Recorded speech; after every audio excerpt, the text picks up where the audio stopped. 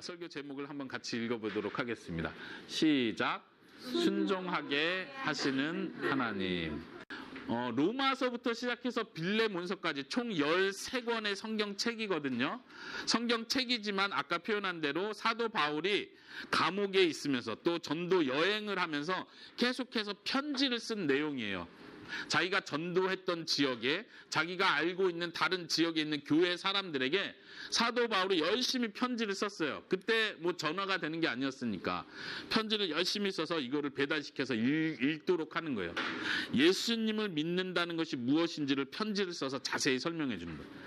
그 편지를 받은 사람들은 사도 바울의 편지를 교회 앞에서 읽습니다. 사도 바울이 지금 우리를 위해서 하나님의 말씀을 더 가르쳐주기 위해서 편지를 보내줬습니다. 오늘 주일 아침에는 제가 사도 바울의 편지를 읽겠습니다 하고 사도 바울이 보내온 편지를 열심히 읽는 거예요.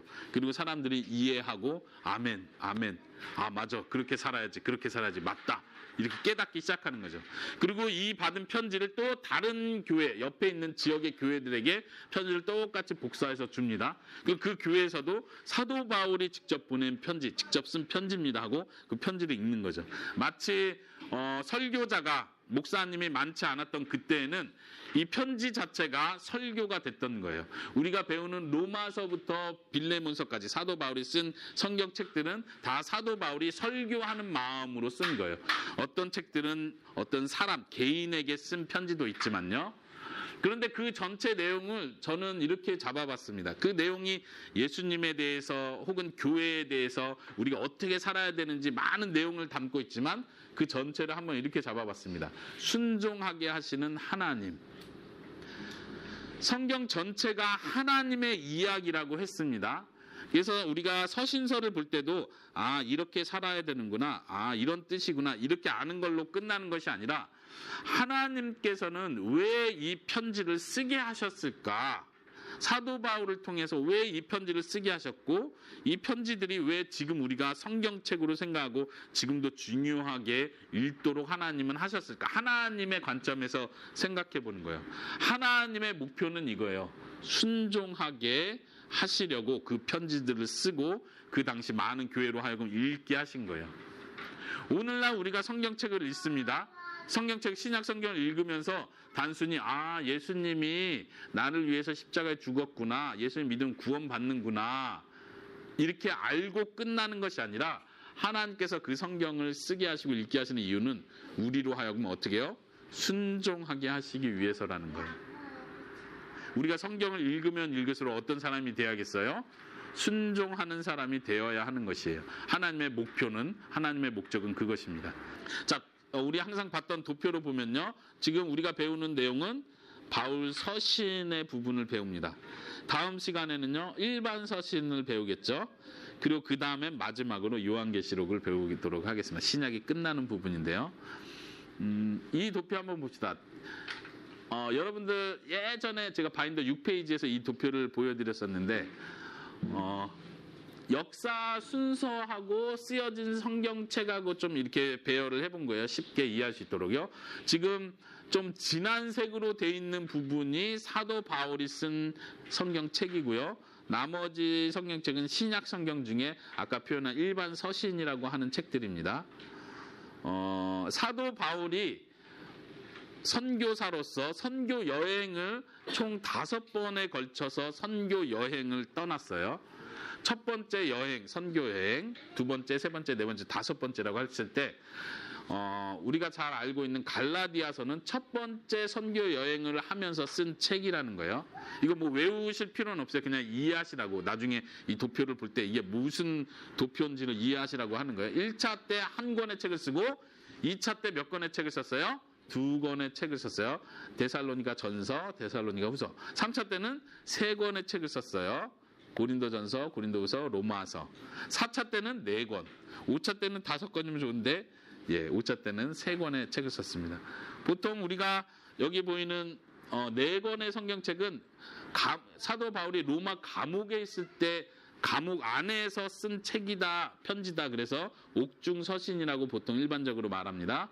그리고 뒤에 있는 3권의 책은요, 디모데에게 쓴 편지예요. 디모데 전서, 훈서. 그리고 딧은 디도서, 디도에게 쓴 편지, 개인에게 쓴 편지인데 이 디모데하고 디도서는 그 당시로 말하면 목사님이에요. 한 교회를 담당하고 있는 목사님에게 사도 바울이 너가 교회를 할 때, 목사로 할 때 어떻게 해야 된다라는 편지를 쓴 거죠. 이때는 벌써 사도 바울이 나이가 많이 들었고 죽기 바로 전이에요. 마치 유서, 죽기 전에 쓰는 편지처럼, 유서처럼 사랑하는 영적 아들 디모데에게 그리고 디도에게 편지를 마지막으로 쓰는 내용이죠. 우리가 이 전체 내용을 하나하나 살펴볼 수는 없습니다. 지금은 그런 시간이 아니고 아까 표현한 것처럼 설교 제목에서처럼 이 전체 내용이 전반적으로 뭐를 강조하고 있는지 그 한 가지 강조만 보도록 하겠습니다. 아까 제가 말씀드린 대로 로마서에서부터 빌레몬서까지 우리가 성경 한 구절 한 구절씩 찾아보도록 할 텐데요. 우리가 찾아보는 성경 구절의 초점은 하나님께서 순종하게 만드시기 위해서 신약 성경을 썼다. 로마서부터 빌레몬서까지 무엇을 순종하기를 원하시는지, 그리고 우리로 하여금 어떻게 순종하는 자가 되게 하시는지, 그런 관점으로 성경 구절을 한번 같이 찾아보도록 하겠습니다. 자, 로마서 6장 4절입니다. 찾아봅시다. 쉬운 성경 찾으신 분들 저와 같이 읽어보겠습니다. 시작. 그러므로 우리가 죽음에 이르는 세례를 받음으로 그리스도와 함께 묻힌 것은 그리스도께서 아버지의 영광으로 죽은 자들 가운데서 살아나신 것처럼 우리도 새 생명 가운데 살기 위함입니다. 로마서는 특별히 복음의 핵심을 가르쳐주는 책인데요. 지금 우리가 읽은 구절에서는 우리가 새로운 생명을 얻은 사람입니다. 이것을 강조해 주는 거예요. 우리는 예수님과 함께 죽었습니다. 예수님이 십자가에 죽으셨는데 예수님만 죽은 것이 아니라 우리도 예수님과 함께 죽은 것이고, 그리고 우리도 예수님과 함께 새 생명 가운데 태어난 것입니다. 그래서 우리는 이제는 새로운 생명을 가진 사람으로 살아야 된다는 이야기를 하는 거예요. 다시 말하면 어떻게 우리는 하나님 앞에 순종하는 자가 됩니까? 라고 물어봤을 때 우리는 예수님 때문에 새로운 삶을 사는 사람이 되었기 때문에 이제는 순종하는 사람이 될 수 있습니다. 이렇게 답변할 수 있는 거죠. 계속 초점은 그런 초점으로 읽어보겠습니다. 고린도전서 3장 16절을 읽어봅시다. 네, 로마서 다음 책 넘기시면 고린도전서의 순서대로 갑니다. 고린도전서 3장 16절. 예, 쉬운 성경으로 저와 계속 같이 읽도록 하겠습니다. 시작. 여러분은 자신들이 하나님의 성전인 것과 하나님의 성령께서 여러분 안에 계시다는 것을 알지 못합니까? 여기서 강조하는 건 무엇입니까? 우리가 새로운 사람이 됐는데 이제는 성령님이 우리 속에 계시다는 거예요. 우리가 성전에 대한 이야기 구약에서부터 계속 강조해 왔습니다. 하나님이 우리와 함께 거하시기 위해서 함께 하시는 것이 하나님의 목표였고 목적이었습니다. 마치 에덴 동산에서 그랬던 것처럼 하나님은 구약 시대에 성막을 지어라 하면서 우리와 함께 하기를 원하셨습니다. 그런데 이제 신약에 와서는 하나님의 성령이 예수님을 믿는 사람들 마음속에 들어오심으로써 우리의 몸이 하나님의 성전이 되었다는 이야기를 하는 거예요. 다시 설교 제목하고 연결해서 어떻게 우리는 하나님께 순종하는 사람이 됩니까? 아, 내가 열심히 노력하니까 됩니다.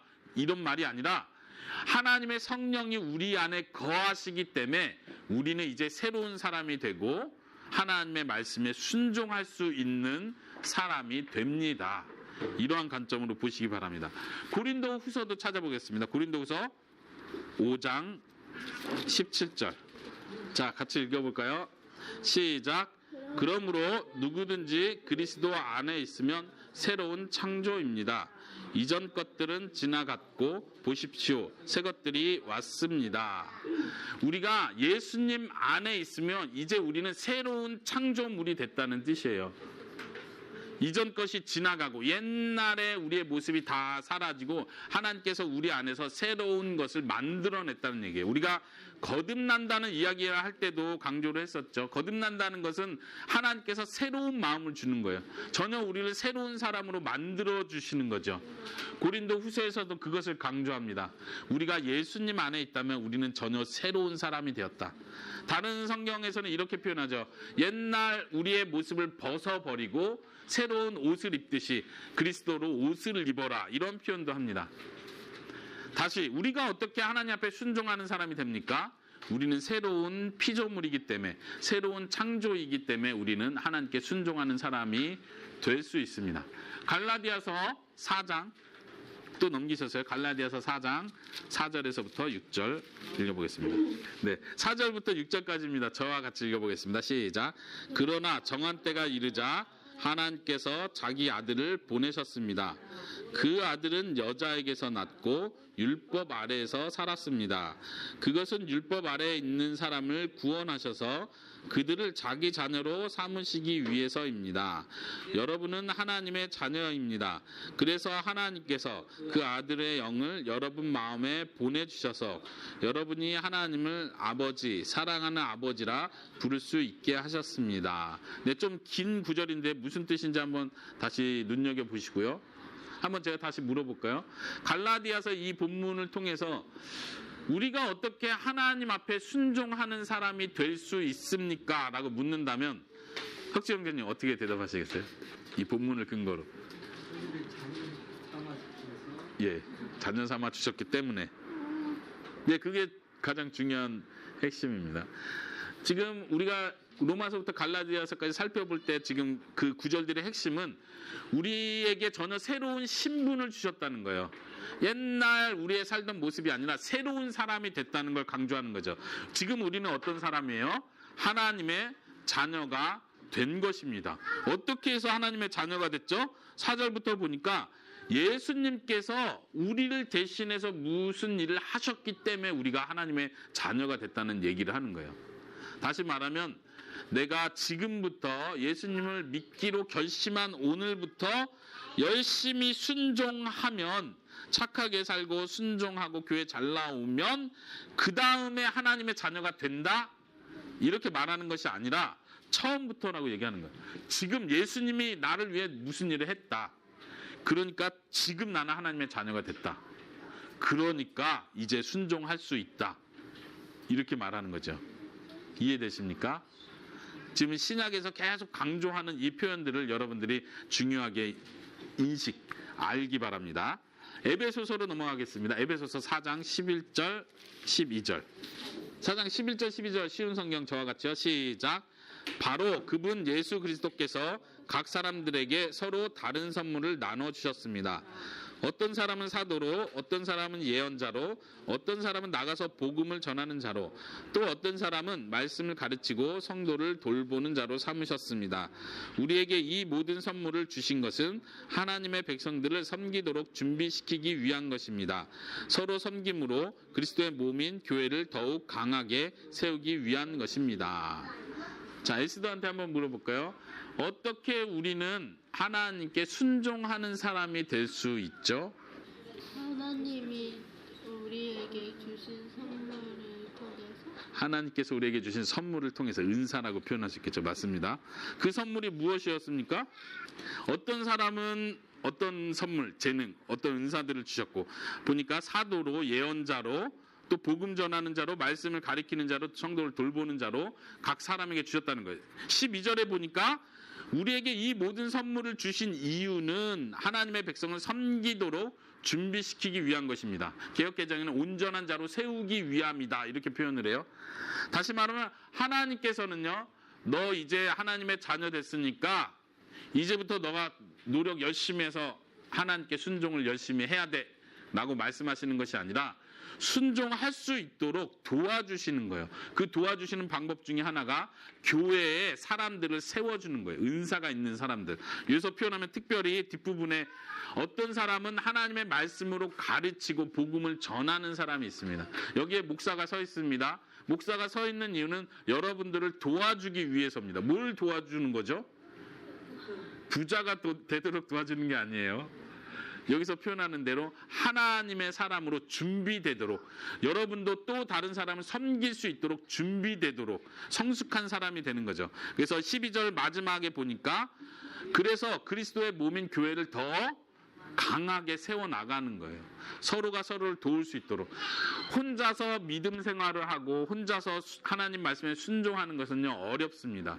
하지만 하나님께서는 우리가 혼자 하지 못하는 것을 위해서 교회를 만들어 주셨어요. 서로를 도울 수 있도록. 그리고 목사를 세워서 목사가 여러분을 잘 가리키고 하나님의 말씀대로 양육할 수 있도록 세워주셨습니다. 또 교회 안에 교사들을 세워주시고 교회 안에 또 봉사로 섬기는 사람들을 세워줬습니다. 어떤 사람들은 교회 안에서 특별히 사람들을 위로를 잘하는 사람이 있어요. 칭찬을 잘해주고 위로를 해주고 권면해주고 부드럽게 말해줄 수 있는 사람. 어떤 사람은 교회 안에서 힘든 사람들 도와주는 일을 열심히 해요. 구제하는 거죠. 우리가 주방 봉사하는 것도 마찬가지야. 이런 봉사하는 사람들이 없으면 교회가 잘 움직일 수가 없죠. 하나님께서는 교회를 만드시고 너가 순종하는 사람이 될 수 있도록 내가 이 교회를 만들었다. 너를 도와줄 사람들을 내가 세워놨다라고 말씀하시는 겁니다. 빌립보서 한번 넘어가 보도록 하겠습니다. 빌립보서 1장 6절 같이 한번 읽어보겠습니다. 쉬운 성경 시작. 하나님께서는 여러분 안에서 선한 일을 시작하셨습니다. 그분은 끊임없이 일하고 계시므로 예수 그리스도께서 오시는 마지막 그날에 그 모든 선한 일을 확실히 완성하실 것입니다. 1장 6절에서 강조하는 것은 하나님께서 선한 일, 다시 말하면 착한 일을 시작했습니다. 누가 시작했어요? 내가 시작한 게 아니라 하나님이 시작한 거예요. 그러면 내가 좋은 일을 시작했으니까 너에게 복도 주고 구원도 줬으니까 그 마무리는 이제 너가 알아서 해야 된다. 너한테 달렸다라고 말하지 않고 내가 그걸 끝까지 완성시킨다. 다시 말하면 우리가 구원받는 것도 하나님이 먼저 시작했기 때문에 구원이 가능합니다. 우리가 천국에 죽은 다음에 천국에 가는 것도 하나님께서 그걸 마지막까지 완성시켜 주기 때문에 가능하다는 사실입니다. 빌립보서가 특별히 그것을 말합니다. 하나님께서 시작하신 일을 하나님께서 반드시 완성하십니다. 어떤 사람들은 이렇게 생각해요. 내가 처음 예수님을 믿었는데 그때는 막 뜨거운 마음이 있었고 하나님을 사랑하는 마음이 많았던 것 같은데 이제 시간이 지나면서 예수님을 사랑하는 마음이 점점 작아진 것 같아. 또 요즘에는 나쁜 일도 많이 하는 것 같아. 그래서 걱정을 해요. 내가 이러다 천국에 못 가면 어떡하지? 내가 처음 믿을 땐 잘 믿었던 것 같은데 지금은 더 하나님하고 멀어진 것 같고 지금은 천국에 못 갈 것 같은 마음도 자꾸 들어. 그런데 성경은 분명히 말하는 것이 하나님이 시작했다면 하나님께서 반드시 책임지신다. 여러분들이 그 믿음이 있으시길 바랍니다. 아멘. 우리에게 주어진 구원의 선물은 하나님께서 말 그대로 선물로 주신 거예요. 하나님께서 반드시 완성시켜 줍니다. 그러면 우리가 할 일은 없나요? 아니죠. 우리는 부지런히 교회의 도움을 받아야 됩니다. 우리는 부지런히 성령님이 내 안에 계신 그 사실을 믿고 성령님을 의지하고 나가야 됩니다. 우리는 부지런히 하나님께서 우리에게 가르쳐주는 방법들을 사용해야 합니다. 계속해서 보겠습니다. 골로새서 1장 28절. 자, 28절 쉬운 성경 읽어보겠습니다. 시작. 그러므로 우리는 어디를 가든지 어느 누구에게나 그리스도를 전파합니다. 우리가 할 수 있는 대로 힘껏 사람들을 가르치고 바른 길로 인도하는 것은 모든 사람이 그리스도 안에서 성숙한 자로 하나님 앞에 서게 되기 원하기 때문입니다. 지금 사도 바울이 특별히 이 편지를 쓰면서 자신의 이야기를 하는 거예요. 내가 또 나와 함께하는 동역자들이 지금 어디를 가든지 열심히 예수님을 전한다. 그리고 할 수 있는 대로 사람들을 가르쳐주고 있다. 그리고 이 사람들이 바른 길로 갈 수 있도록 인도하는 일을 한다. 왜 그런 일을 한다고 말합니까? 뒤에 보니까 모든 사람이 그리스도 안에서 성숙한 자로 하나님 앞에 서게 되기를 원하기 때문이다. 더 순종하는 사람, 더 하나님을 기쁘시게 해드리는 사람이 되게 하기 위해서 하나님께서는 아까 우리가 살펴봤던 것처럼 하나님께서는 교회 안에 일꾼들을 세워주십니다. 교회를 만들어주시고 교회 안에 일꾼들을 세워주십니다. 여기서 똑같이 사도 바울이 그 당시에 목사님이에요. 제가 이 자리에 서 있는 이유도 계속해서 반복해서 말씀드리지만 제가 여기서 하는 일은 여러분들 앞에 대장이 되고 싶어서 이 자리에 서 있는 것이 아니라 여러분들에게 부지런히 하나님의 말씀을 가르치기 위해서 이 자리에 서 있습니다. 제가 좋아하는 게 다른 일이 있을 수도 있겠지만 저는 다른 것보다도 다른 직장, 다른 일을 하는 것보다도 여러분들에게 하나님의 말씀을 가르쳐주는 일을 내가 살아있는 가장 중요한 이유라고 생각을 합니다. 하나님께서 저에게 그 사명을 주셨고 그래서 저는 여러분들에게 시간을 내서 하나님 말씀 가르쳐주는 일을 열심히 하고 싶습니다.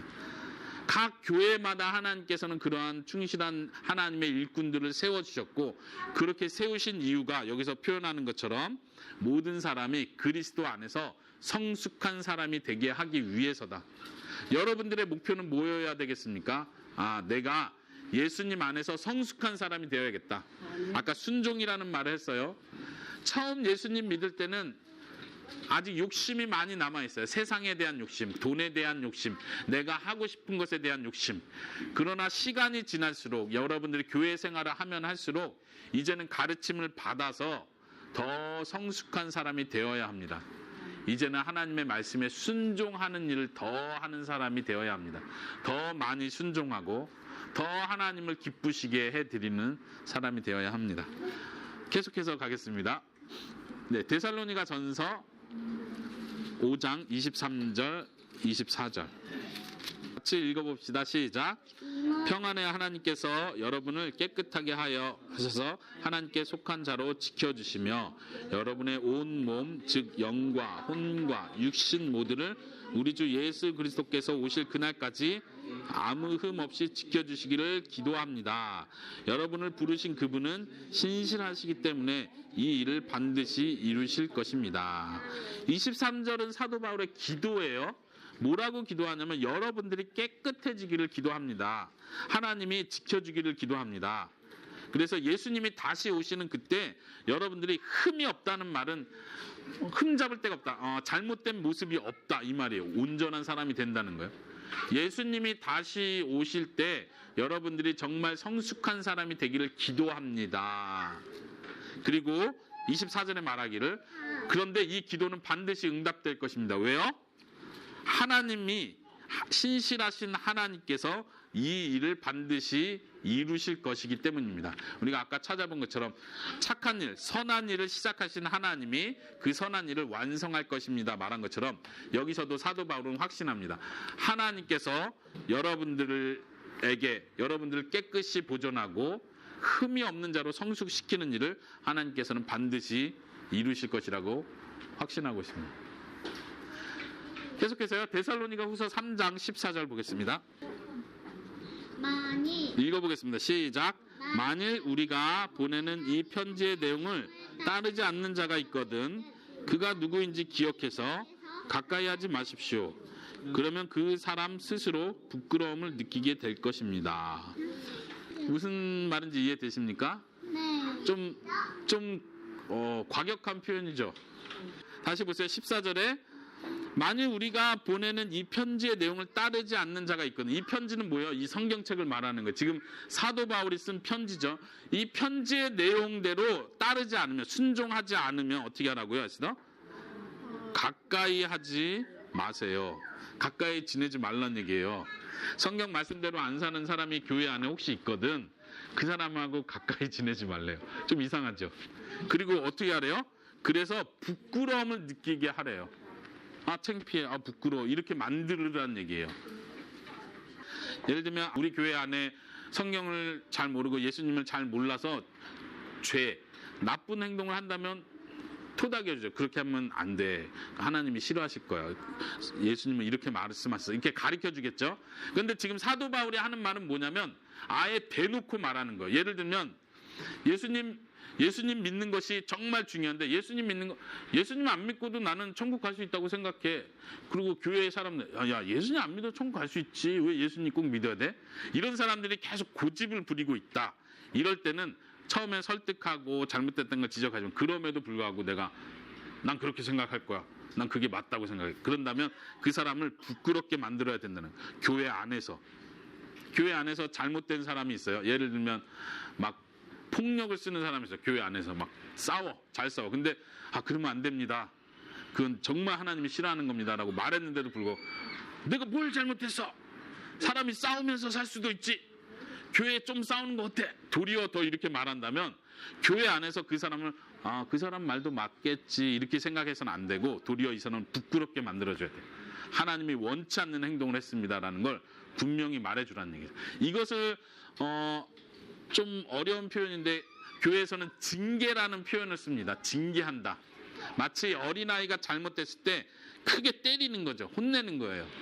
때로는 어린이가 잘못했을 때 그러면 안 되지, 그러면 안 돼. 엄마가 싫어하는 거야.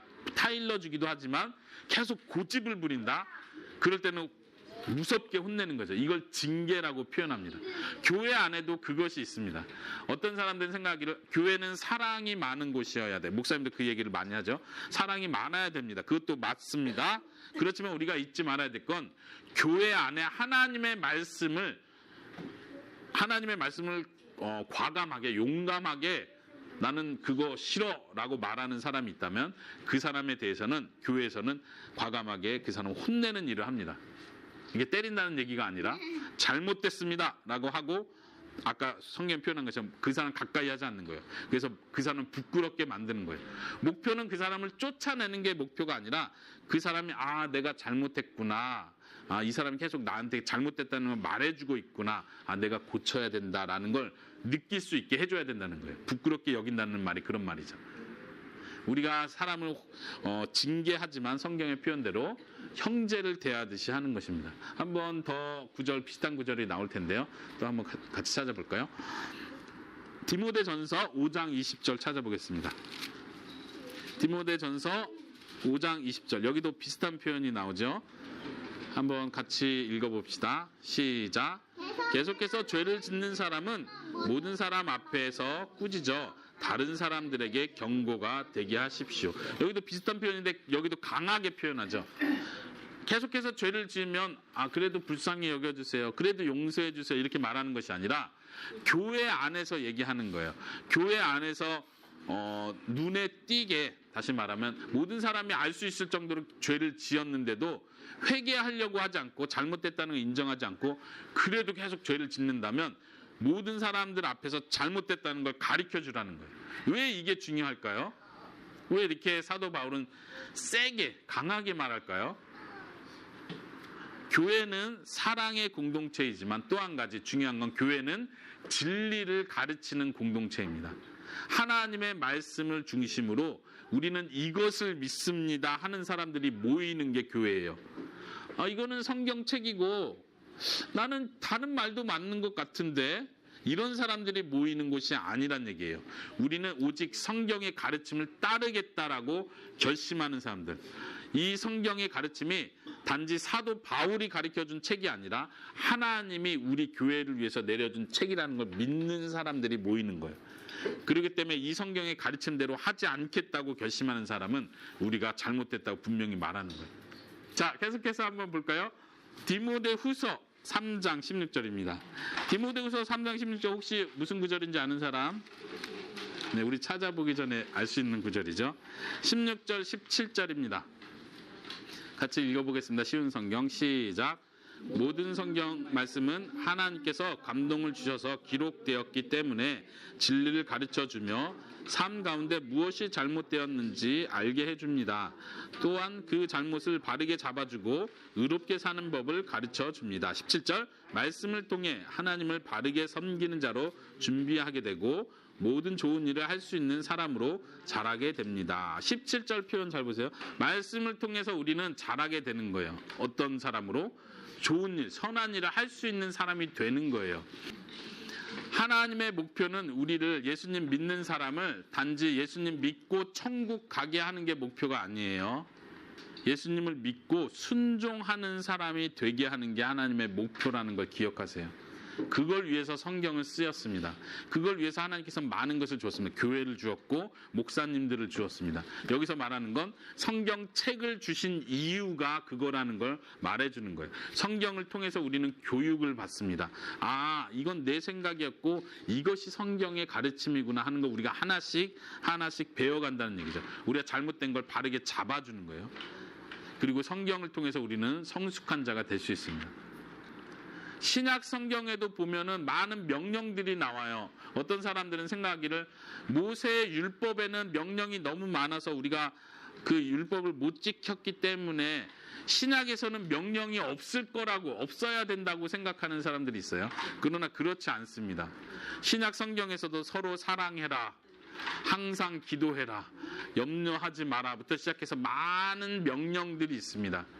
그 명령은 우리로 하여금 힘들게 만들기 위해서 주어진 것이 아니라 우리가 어떤 사람이 돼야 되는지 성경이 우리를 고쳐주기 위해서 있는 명령들이에요.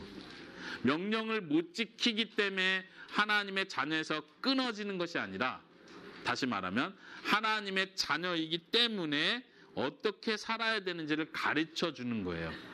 이해하시겠습니까? 명령을 못 지켰을 때 우리의 태도는 하나님의 명령을 못 지켜서 죄송합니다. 그렇지만 하나님의 뜻이 이거라는 걸 이제 알았습니다. 그렇게 살 수 있도록 도와주세요. 계속 이렇게 기도하는 겁니다. 명령을 못 지켰으니까 나는 이제 하나님의 사랑을 못 받나 보다. 나는 이제 벌 받겠다. 나는 이제 지옥 갈지도 몰라. 이렇게 생각하지 말라는 얘기예요. 우리는, 예수님을 참으로 믿는 우리는 하나님의 자녀가 되었습니다. 하나님의 새로운 백성이 되었습니다. 그리고 이제는 어떻게 살아야 되는지를 하나님이 직접 도와주시는 거예요.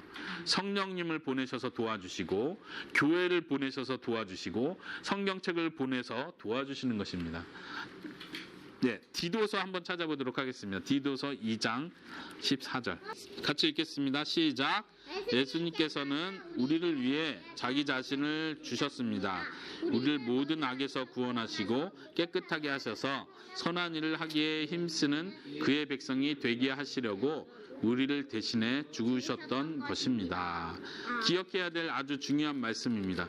예수님이 우리 죄를 위해서 죽으셨습니다. 우리가 많이 듣는 말이에요. 우리를 구원하기 위해서 십자가에 죽으셨습니다. 많이 듣는 말이죠. 근데 우리가 좀 놓치는 부분이 여기 있습니다. 예수님이 죽으신 이유를 14절에서 선한 일을 하기에 힘쓰는 하나님의 백성이 되게 하려고 대신 죽었다는 거예요. 많은 사람들이, 교회 다니는 사람들이 오해하는 게 이거예요. 나 이제 예수님 믿었으니까 이제는 어떻게 살아도 어차피 천국에 갈 거야. 이렇게 생각하는 건 진짜 믿는 게 아니라는 거예요. 예수님이 우리를 위해 죽으신 이유는 우리가 착한 일을 하는 사람이 되게 하시기 위해서 죽으셨다는 거예요. 단지 죄가 깨끗해지는 것뿐만 아니라, 단지 하나님의 자녀, 하나님의 백성이 되는 것뿐만 아니라 그 하나님의 자녀, 그 하나님의 백성은 반드시 착한 일을 열심히 하는 사람이 되어야 하는 거예요. 그것을 위해서 예수님이 죽으셨고, 아까 표현한 것처럼 내가 널 위해 죽었으니까 이제부터 너 혼자서 착한 일을 해야 돼.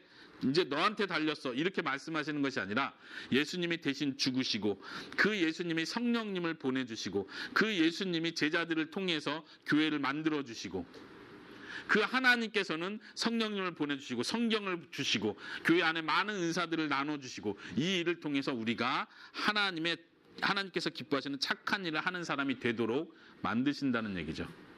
네, 마지막 구절 찾아보도록 하겠습니다. 빌레몬서 1장 21절. 빌레몬서는 특별히 사도 바울이 빌레몬이라는 사람에게 개인적인 편지를 쓴 내용이에요. 굉장히 짧은데 여기서는 오네시모를 용서해 줘라라는 개인적인 편지를 쓴 내용이에요. 특별히 우리가 찾아보는 구절은요, 사도 바울이 빌레몬을 칭찬하는 내용이 담겨 있습니다. 한번 읽어보겠어요. 21절 시작. 그대는 내가 부탁한 것보다 훨씬 더 잘할 것이라고 생각하며 이 편지를 씁니다. 칭찬하는 내용이죠. 내가 편지를 쓰면서 오네시모라는 사람을 꼭 용서해 주십시오, 받아주십시오라고 개인적인 부탁을 하는 내용인데, 사도 바울은 여기서 굉장히 부드럽게 칭찬을 해요. 내가 이런 부탁을 하지만 이 부탁보다 더 많이 큰 일을 할 줄로 내가 믿습니다. 칭찬을 엄청 하는 거죠. 에스더야, 하루에 성경책 5장씩은 꼭 읽어. 근데 아빠 생각에 에스더는 5장 이상 더 많이 읽을 거라고 믿어. 이렇게 말하는 거랑 비슷한 거죠. 우리가 신약 성경을 읽다 보면요, 사도 바울이 특별히 그 편지 쓰는 교회들에게 이런 표현을 굉장히 많이 해요. 내가 너희를 인해서 감사한다. 내가 너희들 때문에 위로를 얻는다. 내가 너희들 때문에 얼마나 기쁜지 모른다. 너네가 이 일을 더 크게 해줬다. 그때 얼마나 고마웠는지 모른다. 이런 표현을 사도 바울은 굉장히 많이 해요. 한국말로 권면이라고 표현해요. 격려라고도 표현해요. 성경을 읽다 보면 우리가 많이 위로를 받아요. 내가 힘들 때 성경을 읽으면 사도 바울이 하나님의 말씀을 대언하는 마음으로 하나님이 나를 위로하는 걸 느낄 수 있도록 많은 위로와 격려의 말을 해주고 있는 걸 우리가 느낄 수 있습니다. 우리가 하나님께 순종할 수 있는 이유는 우리가 하나님으로부터 성경 말씀을 통해서 하나님의 위로를 느끼기 때문이에요. 내가 힘들 때 하나님은 또 도와주십니다. 힘내, 넌 할 수 있어. 내가 너와 함께한다. 낙심하지 마라. 여기서 끝내지 마. 여기서 포기하는 게 아니야. 계속 가자. 내가 도와줄게. 교회가 있잖아. 성령님을 보내주셨잖아. 성경을 다시 읽고 힘내. 다시 기도하자. 내가 기쁜 마음을 줄게. 내가 평안으로 너를 지켜줄게. 이 전체 13권의 사도 바울이 쓴 책은요, 이 중심으로 갑니다. 하나님께서 우리로 하여금 순종하게 만드시는 거. 여러분들 가지고 있는 페이지요, 우리가 64페이지 성경 구절들 중에 몇 구절을 찾아본 거고요. 바인드의 65페이지 세 가지 부분을 지금 마지막으로 정리를 해보겠습니다. 자, 첫 번째 한번 같이 읽어볼까요? 시작. 그리스도를 통해 새 신분을 주심. 우리가 어떻게 하나님께 순종하는 사람이 됩니까? 너가 순종해야지 내가 너에게 생명을 주겠다 이렇게 말하지 않고 새로운 생명을 주시고 순종하게 해주십니다. 하나님의 자녀를 먼저 만들어 주시고 순종하라고 말씀해 주십니다. 새로운 신분을 주신다는 거예요. 두 번째 같이 읽어보겠습니다. 시작. 돕는 자들을 보내신다. 아까 돕는 자는 어떤 사람들이었습니까? 목사님, 또 이제 교회 안에 우리 교회도 계속해서 생기겠지만 집사, 장로, 또 교사들, 또 교회 안에 서로 봉사해 주는 사람들, 교회 안에 특별히 격려를 잘하는 사람, 칭찬을 잘하는 사람들, 도와주는 일을 잘하는 사람들, 이 모든 사람들이 하나님이 보내준 돕는 자예요. 여러분들 바인더에 보시면 성령님께서 그리고 예수님께서 우리를 위해서 기도해 주시는 것도 하나님께서 우리를 위해서 보내주신 돕는 자입니다. 보혜사라는 말 자체가 돕는 자라는 뜻이에요. 예수님이 보혜사로 먼저 오셨습니다. 그리고 지금도 하늘에서 우리를 위해 기도해 주십니다. 그리고 예수님이 떠나시기 전에 내가 또 다른 보혜사, 돕는 자를 보내주겠다고 하시고 성령님을 보내주신 것입니다. 우리가 믿음을 매일매일 지킬 수 있는 이유도 성령님께서, 예수님께서 우리를 위해 기도해 주시기 때문에 그렇습니다. 때로 힘들 때 우리는 기도도 잊어버려요. 믿음이 약해지는 것 같을 때 성경책도 안 읽어요. 그런데 여전히 예수님과 성령님께서는 우리를 위해서 기도해 주신다는 사실을 잊지 마시기 바랍니다. 세 번째 같이 보겠습니다. 시작. 성령님께서 마지막까지 인도해 주신다. 아멘. 우리가 하나님 앞에 순종하는 사람이 될 수 있는 이유를 여러분들이 아셔야 됩니다. 구약 시대에는 하나님께서 많은 명령을 주고 이것이 내가 원하는 것이다라고 말했지만 구약 시대에는 사람들이 순종을 실패했습니다. 그리고 하나님의 벌을 받아야만 했습니다. 그때는 성령님이 그 사람들 마음속에 계시지 않았습니다. 성령님이 내주하지 않았습니다. 계속 같이 있는 것이 아니었습니다. 너가 알아서 해야 되는 상황이었습니다. 그러나 신약시대 예수님께서 내가 성령을 보내주겠다 한 이 약속이 얼마나 큰 복인지를 여러분들이 아셔야 돼요. 여러분들이 힘들 때 다시 일어날 수 있는 이유가 있다면 여러분들 속에 성령님이 계시기 때문에 그렇습니다. 여러분들이 하는 것 같지만, 내가 성경 읽고 내가 기도하고 내가 노력하는 것 같지만 사실은 여러분들 마음속에 하나님이, 성령님이 계시기 때문에 그것을 할 수 있는 것입니다. 그게 너무나 큰 축복입니다. 너무나 큰 복입니다. 여러분들 그것을 알 수 있기를 바랍니다. 마지막 질문 하나 드리도록 하겠습니다. 순종하는 새 백성을 만드는 일이 왜 그렇게 중요한가? 성경 전체의 이야기의 관점에서 살펴볼게요. 하나님께서는 실패한 이스라엘 백성들을 뒤로 하고 새로운 백성을 만들었어요. 이제는 이스라엘 혈통을 통해서 백성을 만든 게 아니라 예수님을 믿는 모든 나라의 사람들로부터 하나님의 새로운 백성을 만들었어요. 그런데 신약의 핵심은 순종하는 백성이에요. 단지 예수님 믿고 끝나는 것이 아니라 예수님 믿고 하나님을 기쁘시게 하기 위해서 하나님의 명령에 순종하는 그 백성을 만드는 일을 하나님 목표하신 거예요. 왜 그게 중요할까요? 하나님한테는. 한번 마지막 예레미야 32장 40절을 찾아보겠습니다. 우리 쉬운 성경 찾으신 분들 저와 같이 한번 읽어볼까요? 시작. 내가 그들과 영원한 언약을 맺고 절대로 그들에게서 떠나지 않겠다. 언제나 그들에게 좋은 일을 해주겠다. 그들에게 나를 존경하는 마음을 주어서 절대로 나를 떠나지 않게 하겠다. 이것이 하나님의 마음입니다. 내가 약속을 했다. 아까 혁재 형제님이 잘 짚어준 거예요. 내가 약속을 했기 때문에 한다. 새로운 백성은 내가 그들에게 복을 줘야 된다. 근데 이 백성들이 내 말을 안 듣고 죄를 지면 나는 복을 줄 수가 없다. 나는 결코 죄를 좋아하지 않기 때문에 죄 짓는 사람에게 내가 복을 줄 수는 없다. 그런데 내가 이 새로운 백성에게 나를 존경하는 마음을 주겠다. 내 말을 잘 듣는 그 마음을 내가 주겠다. 내가 그걸 책임지고 해서 그 다음에 내가 복을 더 주겠다. 계속 주겠다. 처음부터 끝까지 복을 주겠다는 내용이에요. 내가 다시는 이들을 떠나지 않겠다. 이들이 죄를 짓는다면 나는 떠날 수밖에 없다. 왜냐하면 나는 죄를 너무 싫어하는 하나님이기 때문에. 근데 내가 이들의 죄를 예수님의 피로 깨끗하게 만들 것이고 다시는 죄를 짓지 않고 도리어 선한 일을 하는 백성을 만들겠다. 누가요? 내가 하겠다. 왜요? 복을 주고 싶어서. 진짜 복을 주고 싶어서. 진짜 행복이 뭔지를 가르쳐주고 싶어서 내가 그 일을 하겠다. 하나님은 그 일을 위해서 우리에게 교회를 보내주셨습니다. 목사님을 보내주셨습니다. 성경책을 주셨습니다. 성령님을 보내주셨습니다. 예수님을 우리 죄를 위해서 죽게 하셨습니다. 하나님이 그 일을 다 하신 거예요. 이해하시겠습니까? 이제 우리는 어떻게 살아야 되겠습니까? 하나님, 제가 정말 하나님이 원하는 대로 순종하는 자녀가 되겠습니다. 나를 도와주셔서 감사합니다. 저희 그것을 잊지 않고 그렇게 살도록 하겠습니다. 감사합니다. 감사합니다. 이렇게 살 수 있는 여러분들이 다 될 수 있기를 바랍니다. 제가 기도하겠습니다.